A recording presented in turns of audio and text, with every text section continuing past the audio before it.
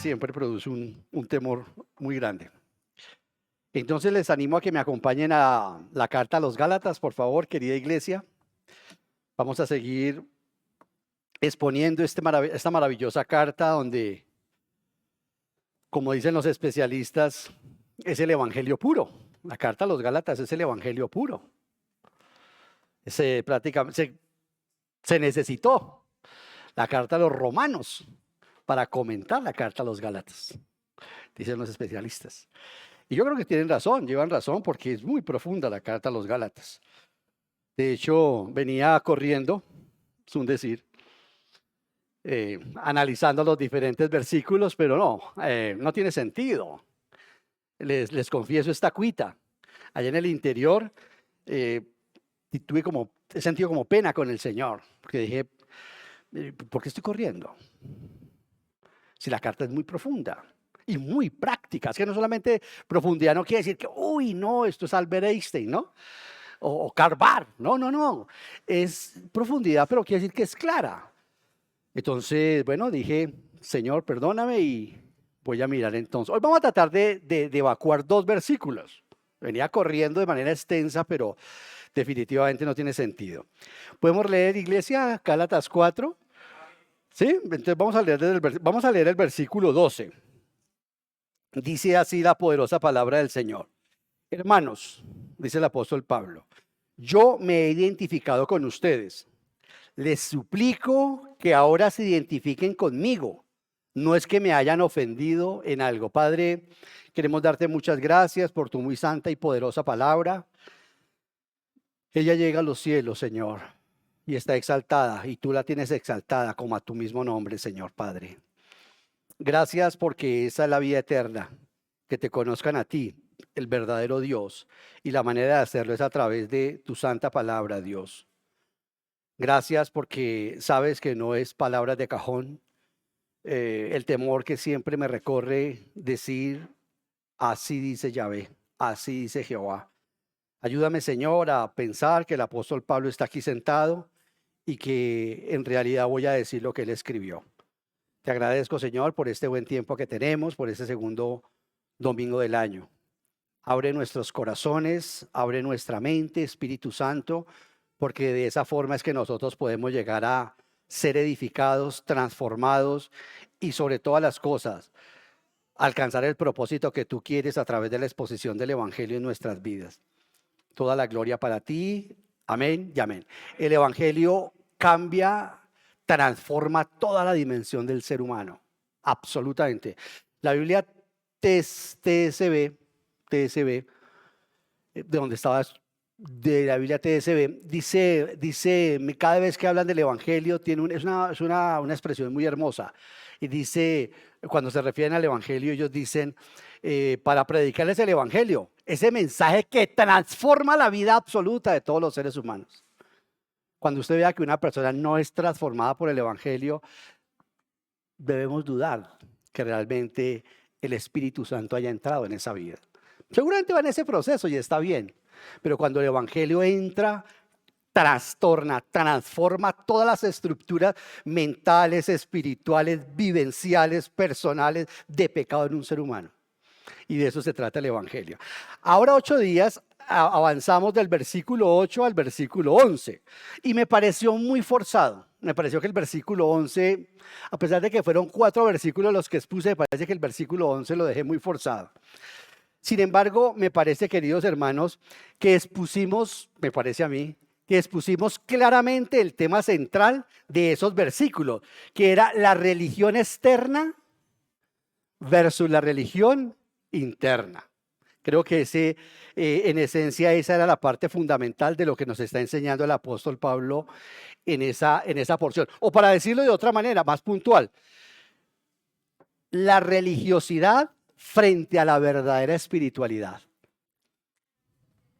Y para nosotros los cristianos, esto es un tema fundamental, porque como lo veíamos ahora 8 días, hacíamos el paralelo con la nación de Israel, como ellos creían que Dios quería sacrificios y como ellos les encantaba esa religión externa. porque al creyente le encanta la religión externa. Por eso, sin ponernos de acuerdo con Fernando, que estuvo dirigiendo, él leyó la parte allí donde el Señor dice, yo nunca he pedido sacrificio, a mí no me gustan los sacrificios. Y luego fuimos a Isaías 1, donde el Señor dice, todos los sacrificios que ustedes hacen, los aborrezco profundamente, porque no encontraban el sentido. Entonces, creo que esa parte sí nos quedó, a mi juicio, clara. Aquí en el versículo 11, donde dice el apóstol, temo por ustedes que tal vez me haya estado esforzando en vano. Aquí la idea que el apóstol Pablo nos da es que sentía un profundo dolor porque los Gálatas se hubieran ido a la ley. Enseñábamos, y no voy a volver es decir, no voy a profundizar mucho en eso, que los Gálatas eran como nosotros gentiles, no eran judíos, eran gentiles a quienes habían abrazado la fe cristiana después de que Pablo les enseñó, y ahora llegaron los judaizantes y les estaban enseñando todo lo de sacrificios, meses, días. Estuvimos viendo ahora 8 días lo que era el día del perdón. Nada de eso tiene ninguna eficacia. Absolutamente el día de la expiación, eso no tiene ninguna eficacia, porque la realidad es Cristo. Entonces, eso lo vimos ahora 8 días. Los que de pronto quieran, seguramente van a subir hoy en la enseñanza, la pueden estar viendo para que la cotejen. Y entonces aquí Pablo habla de esa torpeza, de haber comenzado por el Espíritu como comenzaron los Gálatas y terminar en la ley, como la pasan a muchos cristianos. Comenzamos, llegamos atosigados de pecado, con unos quebrantos profundos en nuestra vida, llámense droga, problemas emocionales, sexuales, lo que sea. Y recibimos con ese gozo y con ese fervor la palabra del Señor, para después con el tiempo volvernos religiosos. Y fue la parte aplicativa de ahora 8 días, dijimos que aquí hay un peligro latente en nosotros como cristianos. ¿Por qué? Pues si Dios nos ha dado a cuidar hijos, nos ha dado a cuidar un hogar, nos ha dado a cuidar un trabajo, unos hermanos, una congregación, hay un peligro latente, decíamos ahora 8 días. ¿Por qué? Porque nosotros podemos estarle transmitiendo religión a nuestros hijos, a nuestro cónyuge, a nuestros padres, a la gente que está a nuestro cuidado. Y eso, yo lo decía ahora 8 días, ya tengo bastantes años para darme cuenta que en muchas iglesias a lo largo de mi vida ministerial lo he visto. Son muchos los pastores que transmiten religión a la iglesia. Y eso es un problema gravísimo. Pero sin llevarlo a esa latitud, lo trasladamos exclusivamente a nosotros como padres, a nosotros como esposos, a nosotros como compañeros de trabajo. Y hay un peligro real de que nosotros estemos transmitiendo es religión externa y no verdadera espiritualidad. Debemos, por tanto, decíamos, asegurarnos que a esas personas no les estamos formando en una religión externa de apariencias y ritualismo. Eso es muy proclive y eso es muy peligroso y muy fácil caer en eso. Obviamente, no voy a volver a hablar sobre eso largamente porque eso lo hice ahora 8 días. Lo que sí quiero es que nos conectemos con ello, porque es importante que aprendamos a diferenciar la religión externa de la religión interna. La religión de obras por la religión del corazón. Y veíamos en Isaías cómo el Señor decía, no me importa lo que ustedes hacen. Y los llamó Gomorra, los llamó Sodoma. ¿Recuerdan ahora 8 días los que vinimos? El Señor llamó a Israel, ustedes son como Gomorra, ustedes son sodomitas. A mí no me vuelvan a traer de esos animales. Y eso es fácil para uno caer en eso. Entonces es fácil, vuelvo y digo, querida iglesia, es fácil fingir el cristianismo externamente. En especial, fingírselo a nuestros hijos. Fingírselo a nuestros padres, repito, o a los que cuidamos en un ministerio, para después descubrir con tristeza que les hemos estado enseñando formas, para terminar dándonos cuenta que le hemos estado enseñando ritualismo y religión externa que no salva ni regenera a nadie. Y un matrimonio, y tienen 10 años en Cristo, y tienen 10 años asistiendo a la iglesia, y tienen 15 años, y siguen luchando con su matrimonio. Pero insisten en que el evangelio, aquel mensaje que trastorna toda la dimensión de la vida, ha entrado en sus vidas, y no ha entrado en sus vidas. Pero ¿por qué si esa persona viene a la iglesia, hace sus diezmos, viene, todo puede ser, eso está muy bien que se haga, pero son ritos. Acabamos de tener uno muy hermoso, que es el de la cena del Señor. Alabar, todos esos ritos son buenos, pero ese no es el evangelio. No debemos tener ministerios. Bueno, eso está muy bien. Tratamos de focalizar de pronto de manera intencional la necesidad particular de acuerdo a la geografía que tenemos en la iglesia. Eso está bien. Tenemos jóvenes, chévere. Llevarles el mensaje en ese contexto. Pero cuidado que Cristo termine no siendo el centro de todo. Si Cristo no es el centro de todos los ministerios de esta iglesia, de mi vida, pues no hay nada. Todos solamente son liturgias, formas que no salvan ni regeneran a nadie. Y ahí fue donde quedamos ahora 8 días. A partir del versículo 12, querida iglesia, aquí hay una intensidad profunda del apóstol Pablo. Aquí, porque ese es el corazón de la carta. Aquí esta parte es el corazón. Pablo va a enseñarnos, por extensión a nosotros, mientras les enseñaba a los Gálatas, cómo es que el evangelio transforma la vida. Y por eso no tengo necesidad de correr. Primero que todo, hermanos, en este versículo 12, del 12 al 20, donde en nuestras Biblias aparece un título que dice preocupación de Pablo por los Gálatas. ¿Sí ven en sus Biblias ahí? Dice preocupación y va ese versículo o esa idea central, va desde el versículo 8 al versículo 20. Eso es profundo. Y eso es una preocupación genuina. Y todo creyente nacido de nuevo, o todo esposo nacido de nuevo, o todo padre nacido de nuevo, o toda madre nacida de nuevo, o todo servidor de un ministerio nacido de nuevo. Porque hay mucha gente que está en ministerios, que está en la iglesia, que están predicando y no son nacidos de nuevo. Toda gente que ha nacido de nuevo, eso tiene que llamarnos la atención profundamente. Y la preocupación real del apóstol Pablo que tenía aquí. Porque esto, repito, constituye el corazón de la carta. Y deseo que analicemos solo 2 versículos hoy. Solo 2 versículos hoy. Vamos a ver si alcanzo a analizar los 2 versículos hoy. Porque aparte de que son profundos, son muy prácticos para nuestra vida como cristianos y como hijos de Dios. Y aquí puede estar la médula de por qué mi vida no cambia. Si ya llevo como 20 años en el cristianismo y mi vida no cambia, ¿por qué no cambia mi vida? Porque no he cambiado de corazón. Estaba haciendo un estudio, o vengo haciendo un estudio sobre la adopción. Y ahora 8 días yo decía, ¿somos hijos de Dios por adopción o por nuevo nacimiento? Y no sé. Bueno, está bien que la iglesia de pronto a veces no lo sepa, pero en gente que se supone que estamos instruyendo a otros debemos saber eso.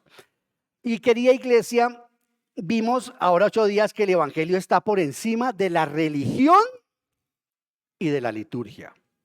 El evangelio lo probamos. El evangelio está por encima de la religión. Y dijimos ahora 8 días que una de las religiones verdaderas o una religión verdadera fue la religión judía, pero esa murió en el Calvario, ahí se acabó. O sea, la religión verdadera, la religión de obras. Y toda la realidad cuando llegó Cristo se acabó esa religión por obras. Ahora llegó el cristianismo, que es Cristo en nosotros, viviendo en nosotros a través del Espíritu Santo.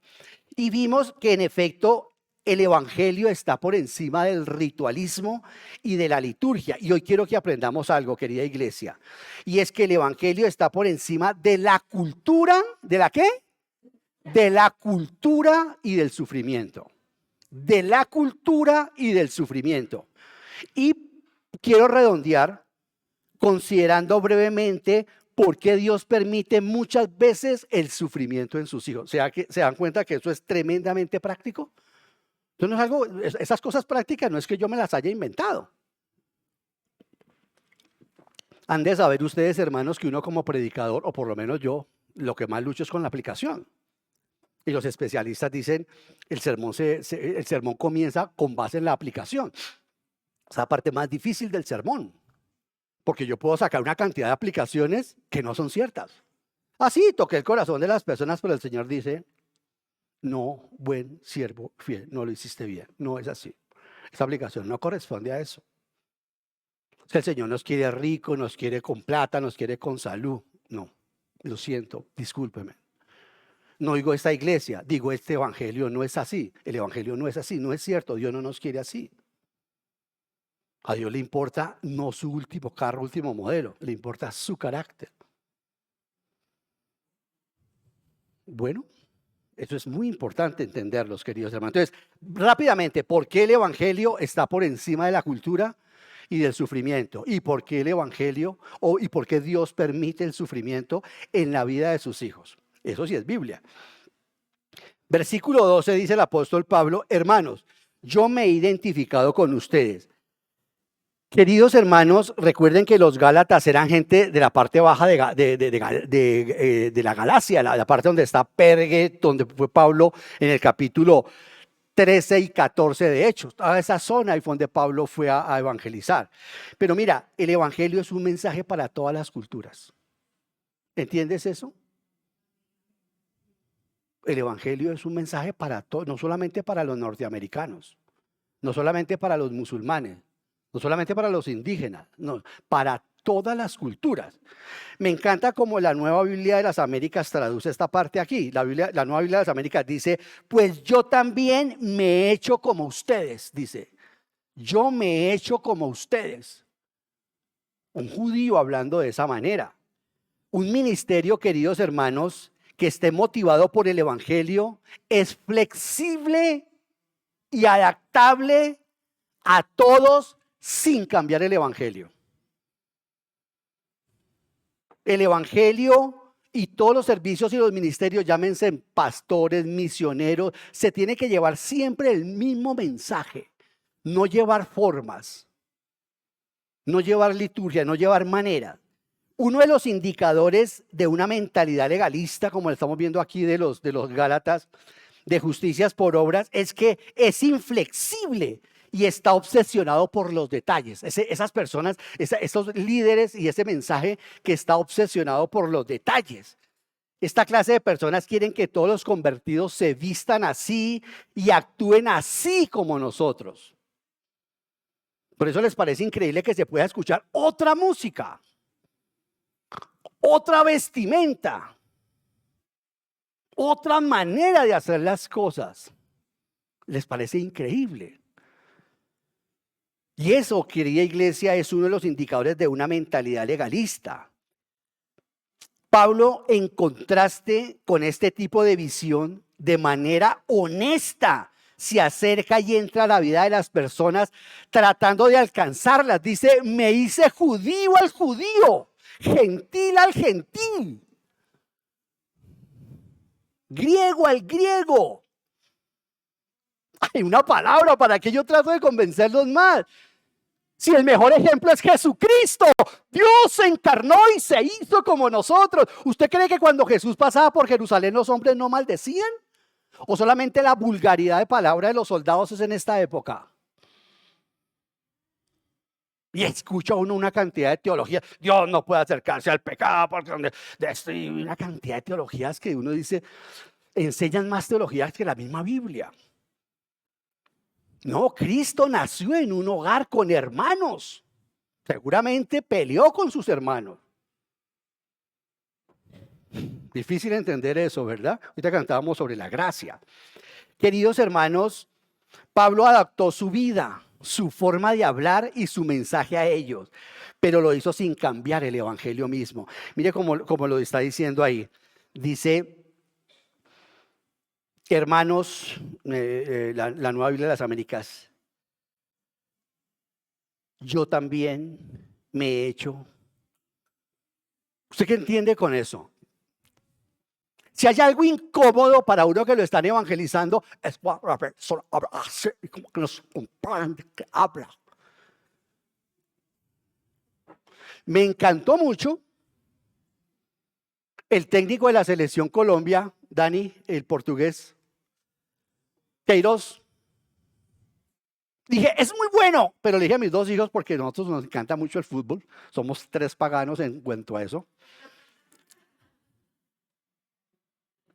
Le dije, me dijeron ellos, pero si el tipo trae un fútbol moderno, porque somos tan vagos, le dije, porque el tipo tiene un problema grave, no sabe hablar bien español. Y el colombiano sí que necesita que le digan, ¿cómo? Que le digan las cosas claritas. Queridos hermanos, nosotros, como Pablo dice aquí, ha adaptado su manera de hablar Él no dijo, aprendan hebreo. Bueno, en el tiempo de Pablo no se hablaba hebreo, se hablaba arameo. Él aprendió, bueno, de hecho él hablaba griego, que era el idioma universal en ese momento, ¿cierto? Entonces, ¿qué es lo primero que hacen los misioneros cuando tratan de irse a una comunidad? Aprender el idioma, ¿cierto? Si es que no hablan el idioma. O si lo hablan, aprender sus ¿qué? Sus costumbres, porque yo tengo que hacerme a ellos, no ellos a mí. La persona que me evangelizó a mí fue evangelizada por su pastor en una cantina. Y el tipo, porque mi pastor era ebrio, como yo, un esbeodo. Y fue evangelizado por un amigo que lo acompañaba a la taberna. Y le permitía a él hablar un rato y mientras entre música del mundo y tal, él tenía una lamparita y se la ponía en la frente y con esa la prendía y leían entre ambos el evangelio porque esto no existía. Y llevaba una Biblia manual.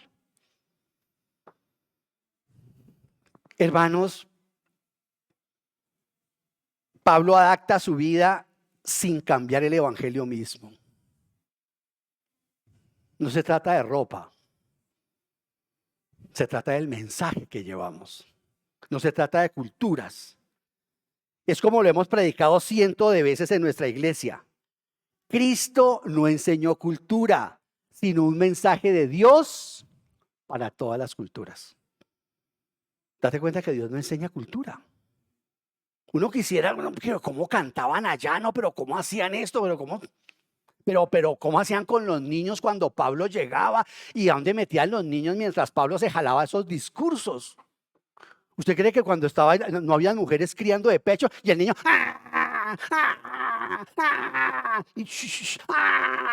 hasta que venga mi amor, que no me dejas de escuchar al apóstol?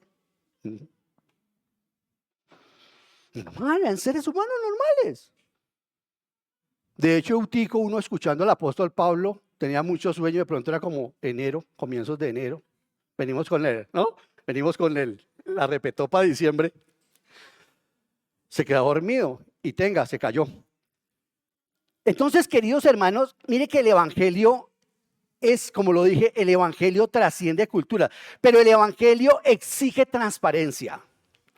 No significa, o esto significa, que al margen de que yo me haga esa cultura, el evangelio tiene que ser predicado con transparencia en mi propia vida. Dice el apóstol Pablo, les suplico ahora que se identifiquen. Estoy en el versículo 12. Les suplico ahora que se identifiquen conmigo. Hermanos, Pablo aquí no está presumiendo de su vida. Esto a mí me estrujó profundamente. Pablo no está presumiendo de su vida. No está diciendo, hagan como yo soy o sean como soy yo. Porque eso es lo que mucha gente da a entender o cree que es lo que está diciendo.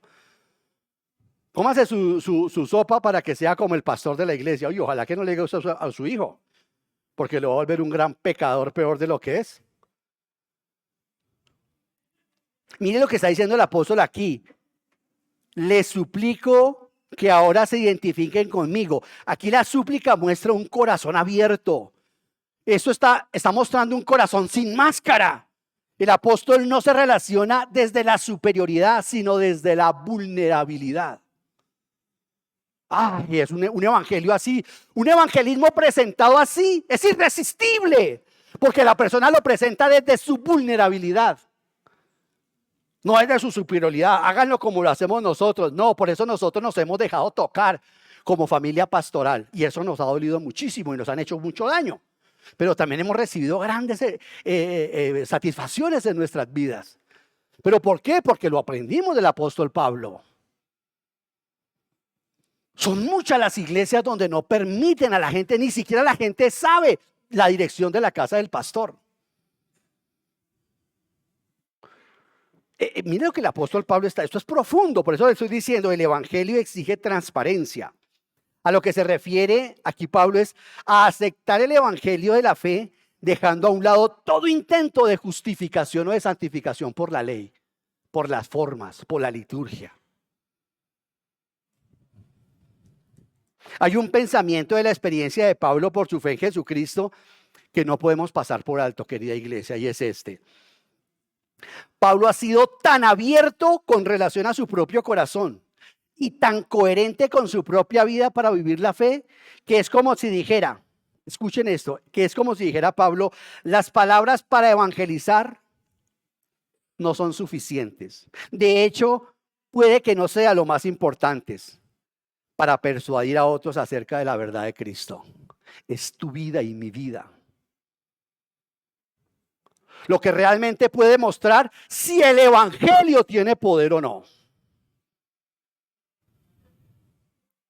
Es la transformación de nuestras vidas con toda la sumatoria, con todo el cóctel de nuestros defectos frente a nuestros hijos, frente a nuestras nueras, frente a la gente que le diga, este tipo es un hipócrita, o lo que sea, o lo que digan. Ay, hermanos, el evangelio exige transparencia. Por eso es que muchas veces ocurre lo que ocurre en los debacles matrimoniales. Porque como esposos nunca pudieron o no han querido llevarlo a la dimensión de la vinculación con Jesucristo a través de la transformación que el Espíritu Santo produce cuando yo aplico la Biblia en mi vida. Querida iglesia, hermanos amados del Señor, nuestras vidas deben ser abiertas para que los demás puedan evaluar cómo lidiamos con los problemas, para que los demás se den cuenta cómo tratamos con el desaliento, para que los demás sepan cómo manejamos nuestras relaciones, cómo nos sentimos y cómo actuamos frente al dolor. Una de las cosas cuando íbamos a aceptar el pastorado, aunque no sé si se dice la palabra correcta, mi amor, aceptado o no aceptado, el Señor lo pone en las mechas donde Él quiere. Pero Luyuani me dijo, yo lo único que no quiero es que la iglesia se me meta a mi casa. No quiero. Porque no hay nada tan terrible como caer en la lengua de los evangélicos. Eso duele. Pero dijimos, eso es inevitable. Eso es inevitable. Eso es inevitable, queridos hermanos. Las personas que Dios ha puesto a nuestro cuidado, hijos, cónyuge, etcétera, queridos hermanos, necesitan evaluar si Cristo es real y ver cómo el evangelio afecta una vida humana día a día. Eso no es labor solamente del pastor Ovidio y de su esposa. Cuidado, hermano, piense así. No podemos perder a las personas que están en nuestro lado. Como decía Spurgeon, hoy vengo ante ustedes, decía Spurgeon, y con mis manos abiertas trataré de que mucha gente no se vaya al infierno. Me he preparado un mensaje, decía Spurgeon, para que usted se vaya al infierno tiene que pasar por encima de este mensaje que traigo. Tiene que pasar por encima de este púlpito, tiene que pasar por encima de este hombre, tiene que pasar por encima de esta cruz. Y ahí sí ya no hay nada que evite que usted se vaya para el infierno. Queridos hermanos, es la transformación del evangelio en nuestras vidas, lo que Pablo está hablando acá. Eso es lo que significa, háganse como yo. Y yo que pensé que era que Pablo era el non plus ultra, era un hombre débil. Estoy que lucho con el tema de la enfermedad, que vamos a llegar allá. ¿Cuál era la enfermedad que tenía Pablo? Y que los Gálatas no lo despreciaron. Pero al margen de eso, Dios le plugó no decirnos cuál era la enfermedad, pero Pablo dice que era bastante repulsiva desde el punto de vista visual. La palabra literal dice, no me escupieron cuando fui a presentarles el evangelio, pero ya llegaremos ahí. Entonces, queridos hermanos, por lo general no encontramos la fe por medio de argumentos. No encontramos la fe por medio de libros, de tratados, del devocional, sino a través de relaciones de cristianos felices, pero imperfectos. Felices, con pecados, pero honestos. No hipócritas religiosos. Porque los lugares más calientes del infierno, decía un pastor, están diseñados para los hipócritas religiosos. Pecadores, pero llenos de amor. Que nos equivocamos, pero decimos perdón. ¿Cuántas veces que usted le pide perdón a su hijo o a su hija? No pedírselo por pedírselo, sino porque pocas veces uno evalúa eso. ¿Te estoy volviendo religiosa? Sé que fui un hipócrita lo que dije. Fue hipócrita lo que dije. Te pido que me perdones por lo que dije del hermano de la iglesia. ¿Tú crees que nuestros hijos no escuchan? ¿O nuestro cónyuge? ¿O nuestra familia? Hermanos, el Evangelio transforma absolutamente el sufrimiento también en nuestras vidas. Mire el versículo 13. Voy a leerlo. Dice, como bien saben, la primera vez que les prediqué el Evangelio fue debido, fue debido, fue debido. Qué transparencia la de este hombre. Queridos hermanos, esa transparencia que el Evangelio nos invita a tener no solamente se da en palabras, sino que también se da en las heridas. El Evangelio se hace visible en la fragilidad de quienes lo anuncian. Una vez predicándole el Evangelio a mis compañeros de farra, que de farra no sería, bueno, lo modulo diciendo de farra. Las burlas que me hacían eran tremendas. Y ellos obviamente conocían mis defectos, y más que mis defectos, mis vicios. Y taladraron ese día tremendamente, mientras yo les compartía el Evangelio. Me acuerdo que el que más se rió ese día de mí, lo mataron en Guatemala, infortunadamente. Pero lo que quiero decir, iglesia y hermanos queridos, es el Evangelio hay que presentarlo con la vulnerabilidad de lo que nosotros somos. No es decirle a la gente, venga a Cristo y tenga casa, carro, beca, todos tus problemas se acabarán. No, hermano, eso no es cierto. En muchos casos, por el contrario, lo hemos dicho muchas veces, llegar a Cristo acarrea muchos problemas que antes usted no tenía. Sí, obtenemos una cantidad de cosas acá también. A algunos les puede costar el matrimonio. Eso es lo que Cristo dice, dejar padre, madre, hermanos por amor al reino. No que yo tenga que tomar la iniciativa de separarme de ellos o maltratarlos, no. A veces tengo que validar lo que yo creo a través de mi amor al Señor o a la gente que está en mi entorno. Hermanos, el apóstol Pablo está escribiendo, fue debido a una enfermedad. Les está recordando a los Gálatas la primera vez que les predicó el Evangelio. Hermano, hoy no voy a ir a la iglesia porque está lloviendo, no quiero decir que esté malo. De pronto está bien, que no venga porque se puede enfermar, está bien. Pero lo que trato de decir es, mire las situaciones, las circunstancias en que estaba el apóstol Pablo. Tal vez yo hubiera dicho, no, yo no predico. Lucecita, por favor, tráeme agua para estos dolores terribles que su merced ya conoce. Vea, hermano querido, tan impresionante, porque hay una cosa impresionante acá, hermanos, y es que aquí, en esta que está diciendo el apóstol Pablo, sí que hay tela para cortar. No solamente saldrían 2 o 3 mensajes, creo que de aquí yo sacaría un libro. De este versículo sí que hay tela para cortar. Cuando nosotros leemos Hechos 13 y 14, nos damos cuenta de la magnitud de lo que Pablo está diciendo aquí, porque ahí en Hechos Lucas no nos cuenta nada de ese episodio. Lucas no dice, como buen historiador, y Pablo no pudimos ir a tal lugar porque Pablo se enfermó, y entonces no lo dice. Cuenta sí que estuvieron en esa zona. Y cuenta que en algunas partes trataron de entrar y el Espíritu Santo no los dejó. Cosas por el estilo. Entonces, hermanos queridos, nos damos cuenta de la magnitud de lo que Pablo está diciéndoles aquí. Lo más probable es que eso signifique que cuando Pablo estuvo en Galacia fue por un desvío, por un retraso en su planificación debido a una enfermedad. Sí, Ovidio, eso es lo que está diciendo. Sí, pero yo no quiero que usted recule en eso. Quiero que usted entienda que era un hombre que planificaba. Cuando uno ve administración bíblica, el centro es San Pablo. Un hombre como planificaba, era un hombre completamente orientado. Un hombre, por ejemplo, él no abrió una iglesia en Atenas, aunque se formó allí una iglesia. La manera de trabajar era de esa forma. Cuando Atenas, cuando el apóstol Pablo, Atenas había perdido un poco de popularidad frente en el Imperio Romano. Y ahora quien se había ganado esa popularidad era Corinto. Y por eso en el istmo de Corinto, es un istmo que une dos mares, en el istmo de Corinto él abrió una iglesia porque afectaría. Si estuviera acá, estoy seguro que Pablo dice, tengo que abrir una iglesia en Colombia.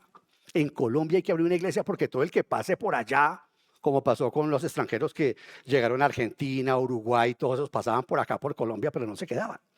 Por eso Colombia es como es. Queridos hermanos, es impresionante porque aquí hay un retraso en la planificación del apóstol Pablo. Y vaya retraso, por una enfermedad. Se ve alterada su labor. Hermanos, esto nos confronta con uno de los aspectos, para mí, más retadores y más problemáticos de la enseñanza cristiana. Y es por qué Dios permite el sufrimiento y las dificultades en la vida de sus hijos, siendo que Él es todopoderoso. ¿Por qué? ¿Qué hombre era Pablo? Yo no sé cuántas veces nosotros o usted haya pensado en este hombre, en este prohombre. Mandar o permitir el Señor una enfermedad en el cuerpo de este hombre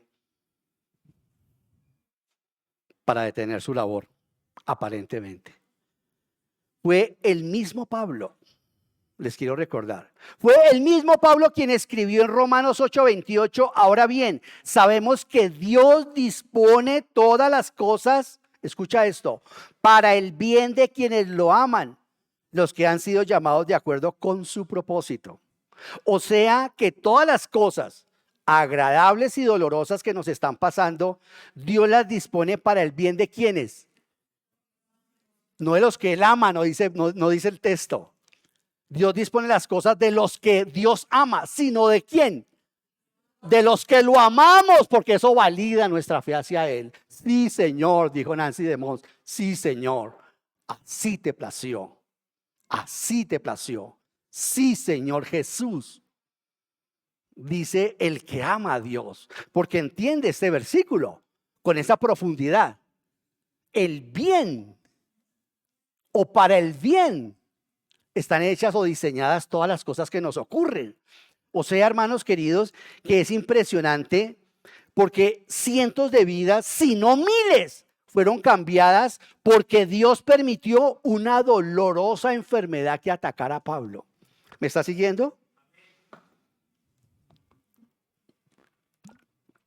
Pablo no iba a predicar en Galacia.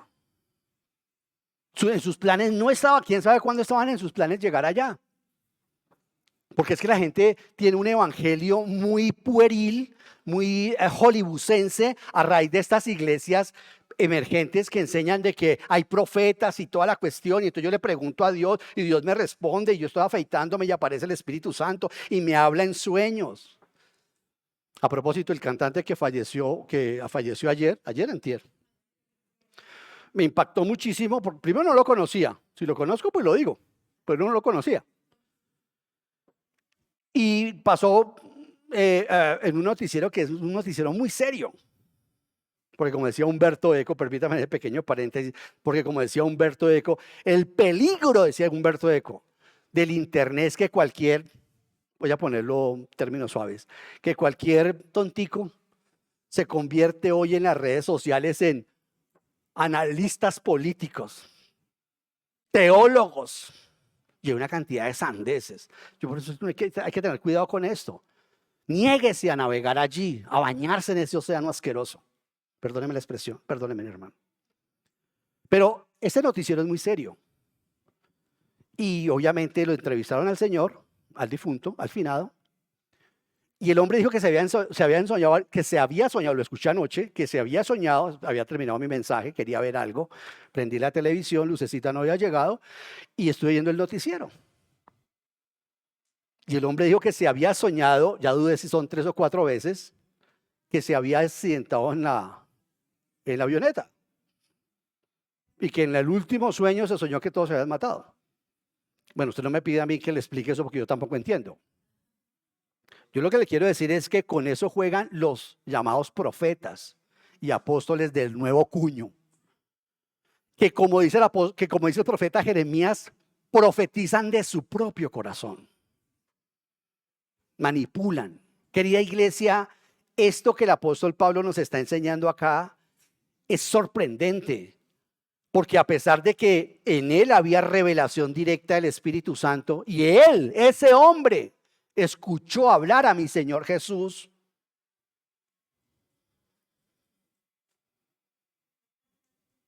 ese hombre estuvo en el cielo.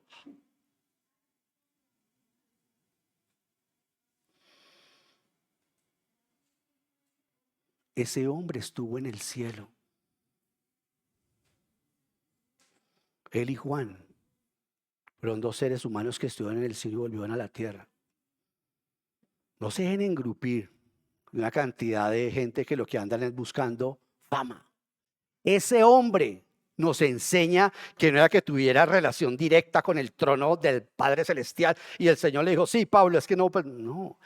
Usó una enfermedad. Él tenía planificado ir a otro lugar y las circunstancias lo condujeron a este sitio.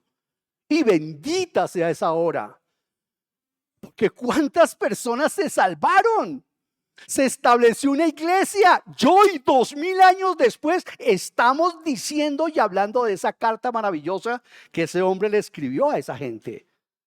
Mire los planes del Señor. O sea que el Señor se valió de la enfermedad de Pablo para hacer algo sorprendente. Pero ¿qué es lo que hacemos los cristianos generalmente cuando estamos enfermos? Otra vez yo enferma.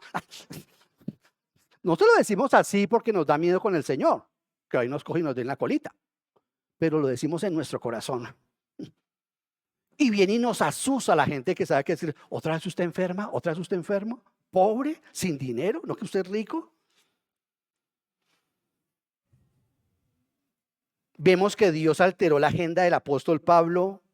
Vemos cómo frustró los planes de Pablo para traer un bien enorme, aunque por medio de ¿qué? Del sufrimiento. Porque cuando un cristiano empieza a dar fruto del Señor, ¿sabe qué hace el Señor? Lo poda para que dé más fruto.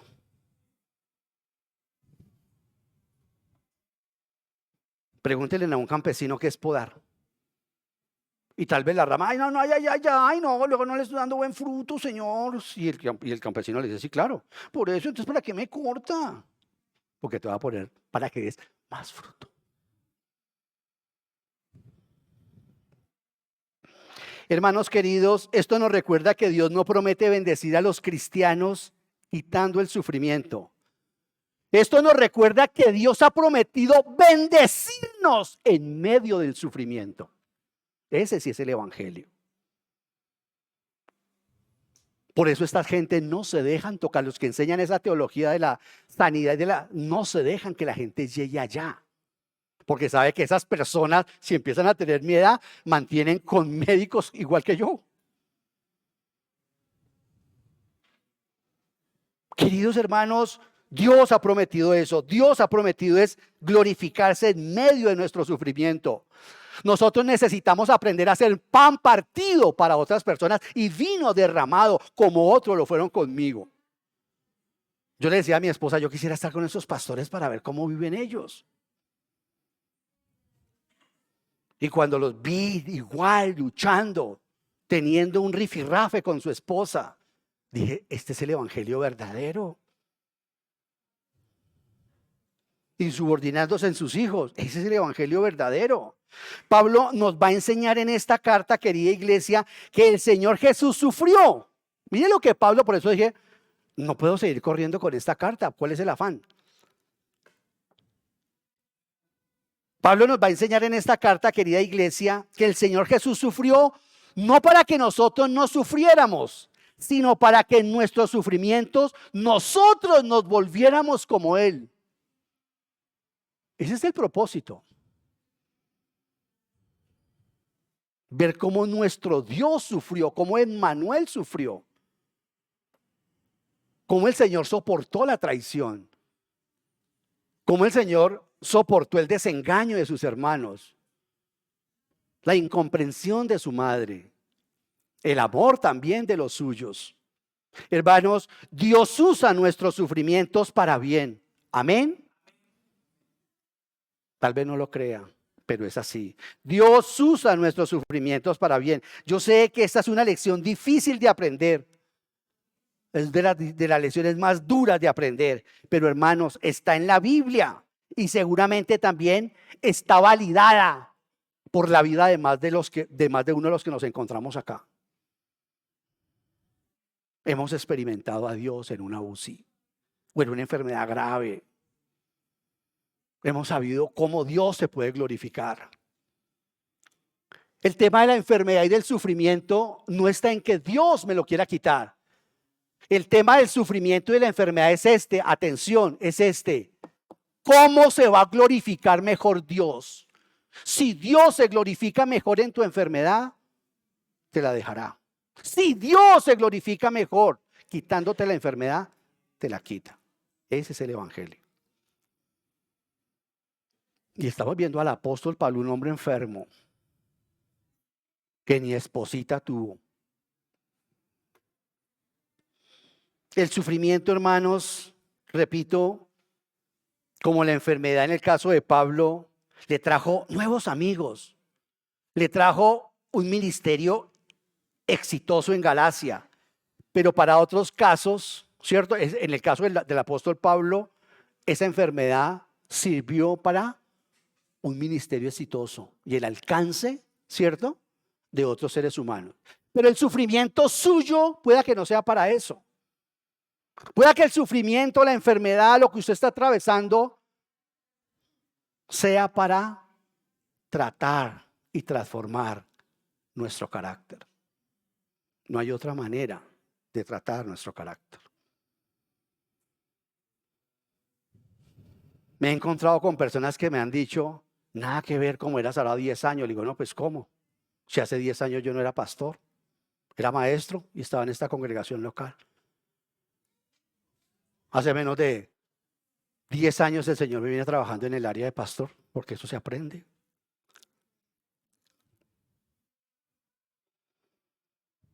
Y aún me toca esperar mucho, ¿no? Todavía sigo aprendiendo. Queridos hermanos, sepan, entiendan, comprendamos, querida iglesia, que muchas veces sí, pueda que nuestros sufrimientos sirvan para que nuestros padres conozcan, nuestros hijos, todo eso está bien. Pero muchas veces, repito, no solamente es para hacer, como el apóstol Pablo le pasó, ¿cierto? Para hacer alcances con el evangelio, sino para transformar nuestro carácter, nuestra propia vida. Porque finalmente, vuelvo y repito, lo único que nos sobrevivirá será el carácter. Todo lo demás se va a quedar aquí en la tierra. A Dios no le importa tu cuerpo. Eso es un evangelio horrible. A Dios le importa tu espíritu. A Dios le importa tu alma. La adopción tiene 3 tiempos. Y el último tiempo es la glorificación. Y sí, yo lloro y nos asustamos. Y estamos esperando resultados de los médicos. Y bueno, vamos a mirar cómo encaramos eso. Si eso es lo que va a ocurrir naturalmente, porque todos tenemos un cuerpo que se va a morir. Si el Señor no viene antes. Querida iglesia, la mayoría de nosotros seguramente podemos contar ilustraciones y anécdotas personales de cómo Dios obró en nuestras vidas o en las vidas de muchos a nuestro alrededor. Me imagino que usted debe tener también muchas anécdotas de personas que usted puede decir, Ovidio, yo también he visto a muchas personas que Dios usó a través de sus quebrantos, de sus errores, de sus problemas, para traer bendición a otros. Por eso este camino lo quieren pocas personas. El camino de la consagración al Señor es algo que Él llama a hacer. Esto no es cuestión de que yo me invento.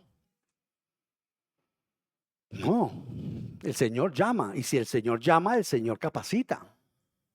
Y a todos no nos llama a hacer lo mismo, pero sí a todos a enseñar el Evangelio. Queridos hermanos, los problemas, las frustraciones, todo lo que ocurra, yo sé que si yo me sentara con usted o si cada uno de nosotros pasara un momento aquí al frente al púlpito, dirían, sí, mira, yo tengo una experiencia que conocí a una persona y esa enfermedad de esa persona terminó para bien. Mire que ese problema que hubo terminó para esto. Y todos nosotros, los cristianos, podemos tener un testimonio así. Yo no lo tengo, Ovidio, tiene que tener potrero con el Señor. Dile, Señor, yo quiero caminar contigo. ¿Han escuchado que dice que no caminó con el Señor, caminaba con el Señor? Y que un día él no. ¿Para usted qué significa esa palabra, caminar con Dios? Que salían los dos de la mano. Ta, la, la, la, la, la. Caminar con Dios es obedecer su palabra. Eso es caminar con Dios. Caminar con Dios es que yo lo obedezco. Que me dice, pasa.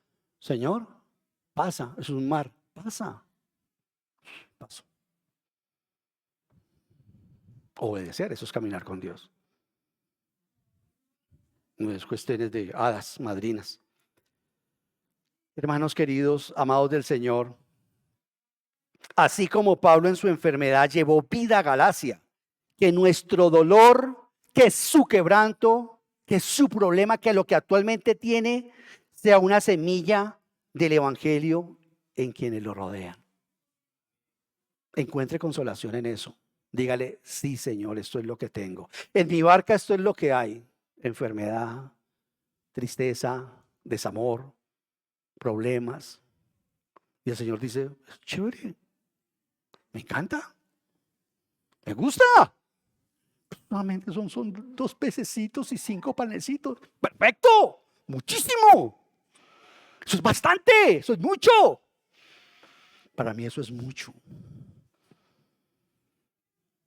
Hermanos, no transmitamos solo ritualismo, por favor.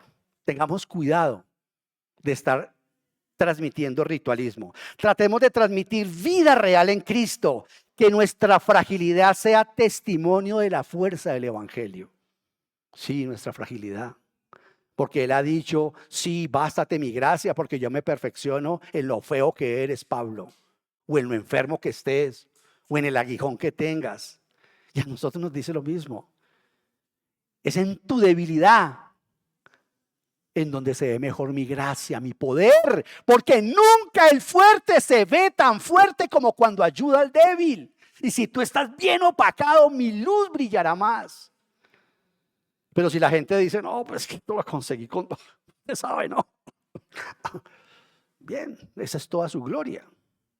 Ahora, si lo hemos conseguido, pues no vamos a poner por eso tristes. No, estoy hablando es de tu experiencia personal. De predicar con nuestra propia vida, no con nuestra religión. No. Es con nuestra fragilidad. O sea que usted tiene problemas con su esposa, pero todos los días. Que no debería ser. Pero qué bonito que usted a esa persona le diga, pero sabe una cosa, estoy seguro que yo y mi esposa no nos vamos a divorciar. Hermanos, que nuestras familias y congregaciones reciban un mensaje vivo, no solo de palabras. Que nuestros ministerios reciban un mensaje real de cómo Cristo nos transforma. Oh, hermanos, esa es mi oración. Que volvamos a decirle al Señor Jesús, por favor, ¿puedes entrar otra vez a la iglesia? Hoy en esta iglesia le hemos cerrado la puerta al Señor Jesús. La iglesia es usted y yo. Este templo no, este local no. Él está acá, por supuesto. Es que nosotros le digamos, sí, Señor, estás tocando hoy en mi corazón. Yo quiero abrirte. Quiero que entres, quiero que cenes otra vez conmigo, quiero que salgamos juntos, quiero que tengamos potrero, quiero salir contigo, quiero levantarme otra vez temprano, hablar contigo. Quiero aprender a obedecerte otra vez, Señor. Se cuenta de un famoso violinista que en medio de un concierto, yo sé que más de una vez se ha escuchado esto, pero en medio del concierto se le rompió una cuerda a su instrumento. Y la gente que estaba ahí, el público pensó que el violinista se detendría. Pero el violinista continuó tocando con las cuerdas restantes. Escucha eso, con las cuerdas que le quedó, siguió tocando. La música no perdió su belleza. Al contrario, fue más intensa y él se esforzaba más porque esa música salía de su propia limitación o de la limitación del instrumento. Cuando nosotros somos menos, el Señor brilla más. Me encanta el ajedrez. No me gusta perder, pero cuando estoy perdiendo salen mis mejores jugadas. Y a todos nos pasa eso. Ya cuando vemos que la vida nos va a vencer, sacamos lo mejor de nosotros y Dios saca lo mejor de nosotros. Así como Pablo, querida iglesia, predicó desde su enfermedad, nuestras cuerdas rotas pueden ser el lugar donde el evangelio suene más puro y más conmovedor. El evangelio no se detiene con nuestros límites. El evangelio se multiplica con nuestras heridas. Feliz año. Padre, te damos muchas gracias por este tiempo. Tuya es la honra, la gloria y el poder. Gracias por el poder del evangelio. Con razón decía este hombre que no se avergonzaba de él. Gracias por ayudarnos y enseñarnos paulatinamente a conocerlo también, a vivirlo. Gracias, Señor, por todas estas amadas personas de esta iglesia local que nos han dado el honor y el privilegio de poderlo predicar cada 8 días, Señor. Gracias por las vidas de las personas que tú has unido como un verdadero y precioso rosario a nuestra congregación. Oramos, Señor, para que descubramos la belleza de la transformación que el evangelio hace. Gracias por la memoria de este hombre, Señor, pero nadie como el Señor Jesús, quien es todo un mensaje en sí mismo. Por eso, nuestro querido Dios, queremos poner delante de ti nuestras vidas y decirte perdón. Pensé que esta limitación, que esta enfermedad, que esta adicción, que este problema que estamos atravesando como familia estaba por fuera de tu radar, que te habías acordado de nuestros pecados y que eso que nos estaba ocurriendo o que nos está ocurriendo es resultado de nuestra disciplina. No, sí, tú eres un Dios que disciplina, Señor. Claro que sí, nos lo has enseñado. Pero, Señor, casi todo lo que ocurre en nuestras circunstancias, nuestras realidades, generalmente nos rebelamos contra ellas, Señor. Perdemos sendas oportunidades para predicar el poder del evangelio en nuestras vidas. Queremos verlo en otros, pero nos cuesta verlo o que otros lo vean en nosotros. Y estamos llamados, Señor, a eso, a que la gente, nuestros hijos, puedan saber el poder que tiene tu evangelio y que por esa razón yo continúo con mi cónyuge mientras aprendo a amarla. Mientras aprendo que el amor es una decisión, que esto no se trata de sentimientos, que esto se trata de tomar la decisión de seguir viviendo con esa persona por el resto de mi vida. Que el trabajo, Señor, que el ministerio, que mi familia, que todo lo que a veces me parece que me está tallando demasiado, son justamente el propósito que tú estás empleando para transformarme con la maravilla de tu evangelio. Nos has enseñado nuevamente a través de Pablo que nos has adoptado al permitir que el Espíritu Santo esté en nosotros. Padre, yo quiero pedirte por aquellas personas que no se han reconciliado contigo, que no quieren aceptar la obra del Señor Jesús a favor de sus vidas.